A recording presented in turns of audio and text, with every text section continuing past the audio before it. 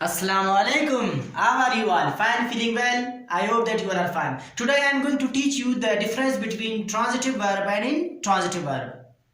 तो चलिए शुरू करते हैं आज का टॉपिक। बहुत से ऐसे जो है ना एमसीक्यूज आते रहते हैं और वहां पे पूछा जाता है आपसे कि जो वर्ब आपको दिया गया है वो वर्ब ट्रांजिटिव वर्ब है या इंट्रांजिटिव वर्ब है। वो वर्ब को क्या करते हैं, अंडरलाइन करते हैं और आपसे पूछा जाता है कि ये ट्रांजिटिव वर्ब है या इंट्रांजिटिव वर्ब है। आज मैं आपको वो आइडेंटिफिकेशन बताऊंगा, वो डिफरेंस बताऊंगा जिसे देखकर आपको पता लगेगा कि the verb whether the verb is transitive verb और इंट्रांजिटिव वर्ब। तो देखिए, सबसे पहले तो डेफिनेशन आपको बताना चाहता हूं कि ट्रांजिटिव वर्ब कहते किसे हैं। देखिए, a verb which needs an object to give complete meaning in a sentence is called transitive verb. यानी कि वो वर्ब जिसे ऑब्जेक्ट की जरूरत पड़ती है कंप्लीट मीनिंग देने के लिए, कंप्लीट सेंस देने के लिए, उस वर्ब को हम कहते हैं ट्रांजिटिव वर्ब। मतलब किस तरह, यहां पर एग्जांपल देखिए, आई प्ले।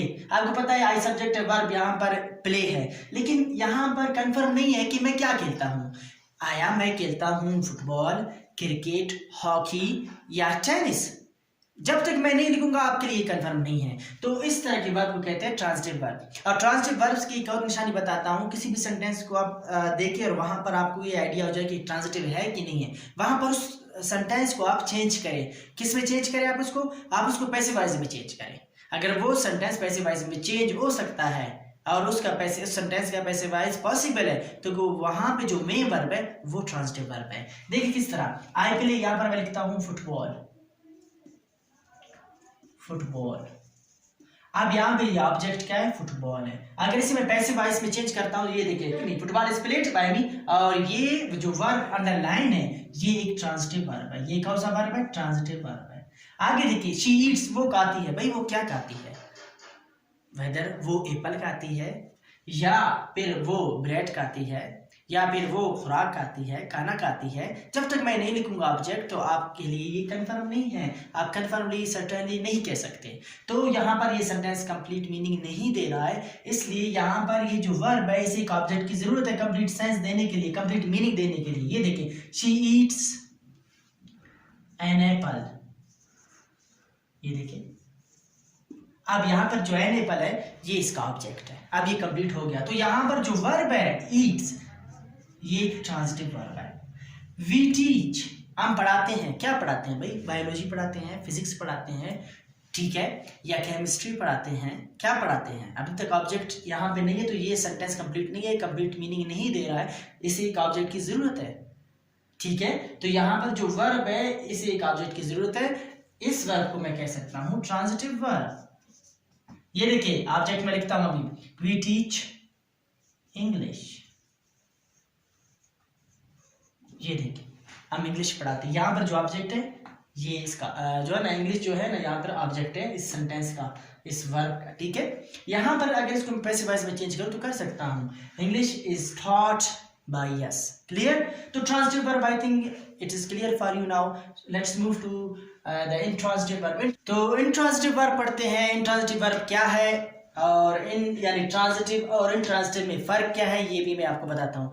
तो चलिए शुरू करता हूँ। इसकी डेफिनेशन में आपको पढ़ाता हूँ, आपको खुद ब खुद पता लगेगा कि इंट्रांजिटिव वर्ब कौन सा होता है, आप समझ जाएंगे। A verb which does not need any object to give complete meaning, यानी कि ऐसा वर्ब जिसे ऑब्जेक्ट की जरूरत नहीं पड़ती कंप्लीट मीनिंग देने के लिए, क्लियर मीनिंग देने के लिए ऑब्जेक्ट की जरूरत नहीं पड़ती। ये जो है ना इंट्रांजिटिव वर्ब उलट है ट्रांजिटिव वर्ब का। ट्रांजिटिव वर्ब का उलट क्या है, इंट्रांजिटिव वर्ब। ट्रांजिटिव वर्ब वो होते हैं जिन्हें ऑब्जेक्ट की जरूरत थी। अब यहाँ पर ये बगैर ऑब्जेक्ट जो इंट्रांजिटिव वर्ब होंगे वो बगैर ऑब्जेक्ट कंप्लीट मीनिंग देंगे। देखिए कुछ सेंटेंसेस, द सन शाइन्स, सूरज चमकता है। यहाँ पर किसी ऑब्जेक्ट की जरूरत नहीं है। बहुत सी जगह इस तरह आता है, यहाँ पर लिखते हैं ब्राइटली, वो ब्राइटली ऑब्जेक्ट नहीं है, याद रखना, वो एक एडवर्ब है। अगर आप इसे मिटा देते फिर भी ये सेंटेंस कंप्लीट मीनिंग देता है। और अगर मैं यहाँ पे ऑब्जेक्ट मिटा देता हूं तो ये कंप्लीट मीनिंग नहीं देता। आई प्ले, भाई व्हाट डू यू प्ले। ठीक है, यहाँ पर ऑब्जेक्ट की जरूरत पड़ती है, ऑब्जेक्ट नहीं लिखेंगे तो वो कंप्लीट सेंस नहीं देगा, लेकिन यहाँ पर ऑब्जेक्ट के बगैर कंप्लीट सेंस दे रहा है। देखिए, द पैरट्स टॉक, ठीक हो गया कि नहीं। ये देखिए, विदाउट एन ऑब्जेक्ट, जो ना ऑब्जेक्ट। उसके बाद देखो, द बेबी इज क्राइंग, यहाँ पर अगर लाउडली आता है तो याद रखना वो लाउडली एडवर्ब है, वो एडजेक्टिव नहीं है। वो आप मिटाएंगे तब भी ये कंप्लीट सेंस दे रहा है। तो यहाँ पर क्राइंग क्या है, एक इंट्रांजिटिव वर्ब है। यहाँ पे जो टॉक है ये क्या है, इंट्रांजिटिव वर्ब है। यहाँ पर जो शाइन्स है ये क्या है, इंट्रांजिटिव वर्ब है, इंट्रांजिटिव वर्ब है। ये देखो यहाँ पर टॉक है, इंट्रांजिटिव वर्ब है, ये देखिए इंट्रांजिटिव वर्ब। आगे देखिए क्राइंग क्या है, ये भी आपका इंट्रांजिटिव वर्ब है। ये देखिए शी इज स्लीपिंग, वो सो रही है, यहां पर क्या है, ये भी इंट्रांजिटिव वर्ब है। तो ट्रांजिटिव और इंट्रांजिटिव में क्या फर्क है ये आपने देखा और आपको समझ में आ गई।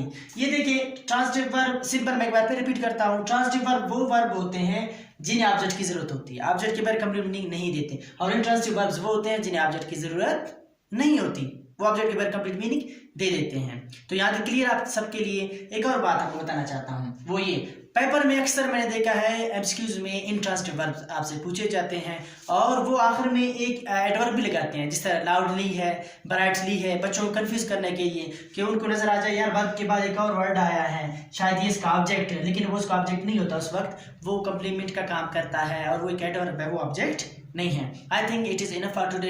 इंशाल्लाह नेक्स्ट वीडियो में जो आपको नेक्स्ट मैं आपको पढ़ाने वाला हूँ एक ऐसे सेंटेंस जिसमें दो ऑब्जेक्ट्स होंगे और वहाँ पे डायरेक्ट ऑब्जेक्ट कौन सा होगा और इनडायरेक्ट ऑब्जेक्ट कौन सा होगा वो मैं आपको बताऊंगा।